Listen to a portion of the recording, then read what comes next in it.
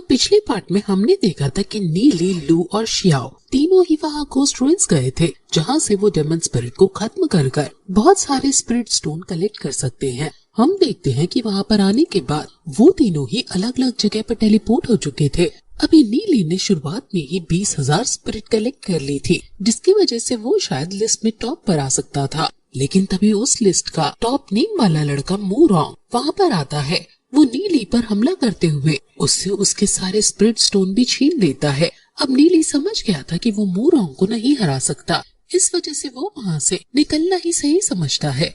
अब लौटते हुए वो अपने डेमन पॉट के बारे में सोच रहा था, क्योंकि उसे स्पिरिट स्टोन कलेक्ट करने का एक रास्ता मिल गया है। तो बस पार्ट की शुरुआत में हम पाई की सिस्टर को देखते हैं, जो कि अभी बैठी हुई थी, लेकिन तभी उसे ऐसा लगता है कि कोई उसके पास खड़ा है। अब जब वो घूमती है तो वहाँ पर वो नीली को देखती है। वो नीली का वेलकम करती है और उससे पूछती है कि वो कब से यहाँ पर इंतजार कर रहा है, जिस पर नीली कहता है कि मैं तो अभी अभी यहाँ आया हूँ, लेकिन माफ करना, आपका घर ज्यादा सेफ नहीं है, क्योंकि यहाँ पर मुझे आने में कोई परेशानी नहीं हुई और तो और किसी को भी मेरे आने का पता तक नहीं चला। साथ ही नीली उससे माफी भी मांगता है, क्योंकि उसे इस तरह से नहीं आना चाहिए था। वैसे अब इसके बाद वो उससे उसकी हेल्थ के बारे में पूछता है, जिस पर वो कहती है कि अब वो पहले से ठीक है और नीली की वो दी हुई दवाइयाँ बहुत अच्छे से काम कर रही है। अब नीली कहता है कि फिर तो अच्छा है।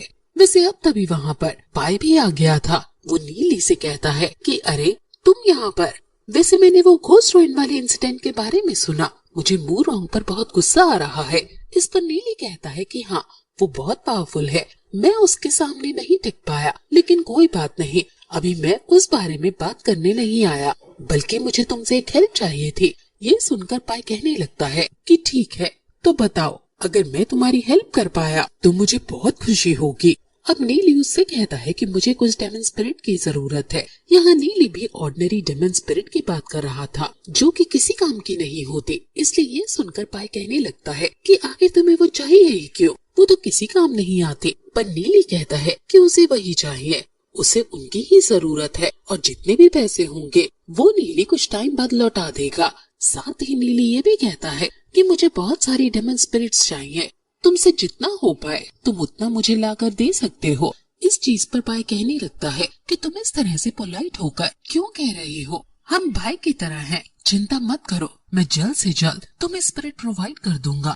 अब नीली उसे थैंक्स कहता है और ये भी बोलता है कि इस बात को सीक्रेट रखना। इस पर पाई कहता है कि ठीक है, मैं ये बात किसी को नहीं बताऊंगा। अब यहाँ से सीन चेंज होता है और हम देखते हैं कि अगले दिन नीली अपने घर पर उस डेमन पॉट के सामने बैठा था। उसने पाई की दी हुई सभी स्पिरिट्स को भी निकाल लिया था। वो कह रहा था कि पाई ने एक दिन के अंदर ही मुझे 20,000 ऑर्डिनरी डेमन स्पिरिट से ज्यादा लेकर दी हैं। इससे मेरा काम अब और भी ज्यादा आसान हो जाएगा। अब वो तुरंत ही कुछ डेमन स्पिरिट्स बॉल्स को उस डेमन पॉट के अंदर डालता है, पर डेमन पॉट के अंदर ज्यादा स्पिरिट बॉल्स डालने से उनकी एनर्जी एक ही टाइम पर निकलने लगी थी, जिस वजह से नीली पहली बार में तो फेल हो गया था। लेकिन अभी वो कह रहा था कि मुझे थोड़ा ख्याल रखना होगा, मुझे इसमें संभल कर डेमन स्पिरिट बॉल डालनी होगी, वरना इससे बहुत सारी डेमन स्पिरिट बॉल्स का नुकसान हो जाएगा। इसके बाद में वो फिर से बहुत सारी स्पिरिट बॉल्स को एक साथ डालते हुए स्पिरिट एनर्जी से उस डेमन पॉट को कंट्रोल करने लगता है, जिससे उस पर एक साथ पूरा प्रेशर ना पड़े।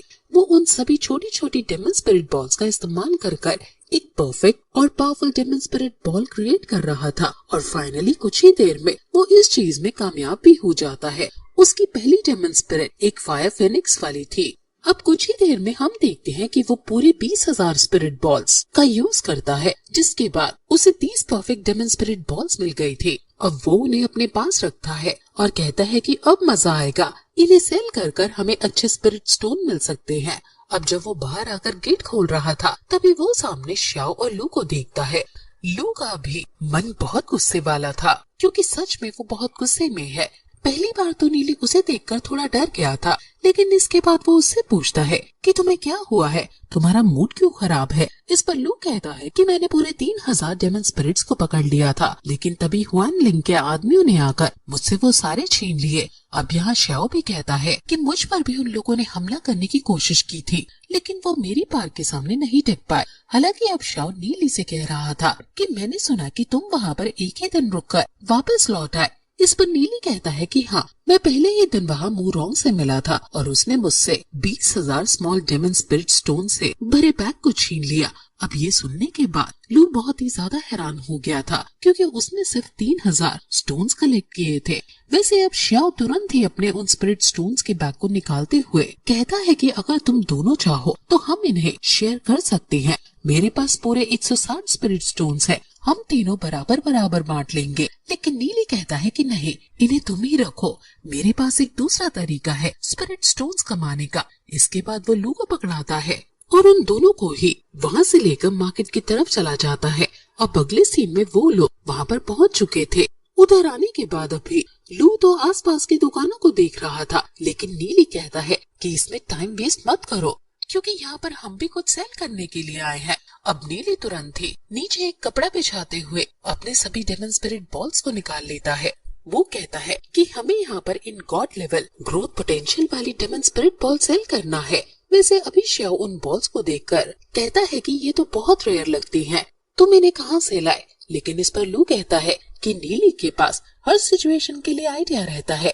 हालांकि नीली उसे समझाता है कि अगर ये चीज और कोई पूछे तो उससे ऐसा कुछ मत कहना, हम कहेंगे कि हम ये सारे स्पिरिट बॉल्स लिंग लॉन्ग वर्ल्ड से लेकर आए थे। इससे हम फालतू प्रॉब्लम में नहीं फंसेंगे और हमारा टाइम वेस्ट नहीं होगा। अब लू कहता है कि ठीक है, मैं ये बात किसी को नहीं बताऊंगा।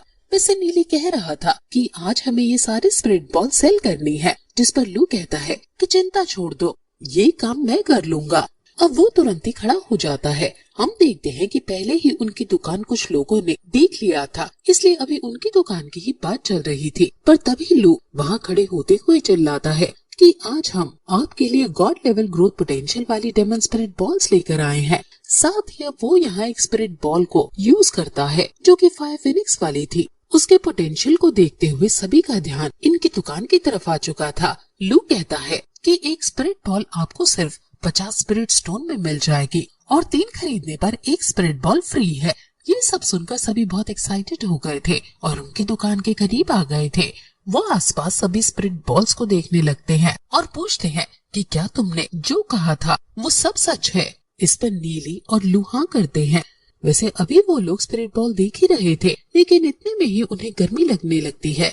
वो कहते हैं कि अचानक से टेम्परेचर को क्या हो गया, लेकिन तभी हम एक लड़के को देखते हैं जो कि अभी इनकी तरफ ही आ रहा था और अब वो लड़का नीली के सामने स्टाइल मारते हुए उसकी शॉप के आगे खड़ा हो जाता है। अब नीली ने उसे देखते ही उसके अंदर से ड्रैगन फ्लेम्स को महसूस कर लिया था। वो मन में सोचता है कि ये ड्रैगन फ्लेम 9 ट्रांसफॉर्मेशन टेक्निक की प्रैक्टिस करता है, जरूर ये कैंगयान फैमिली से बिलोंग करता होगा। वैसे अब तभी वो लड़का यहाँ नीली से कहता है कि उसे ये सारे डेमन स्पिरिट बॉल्स चाहिए।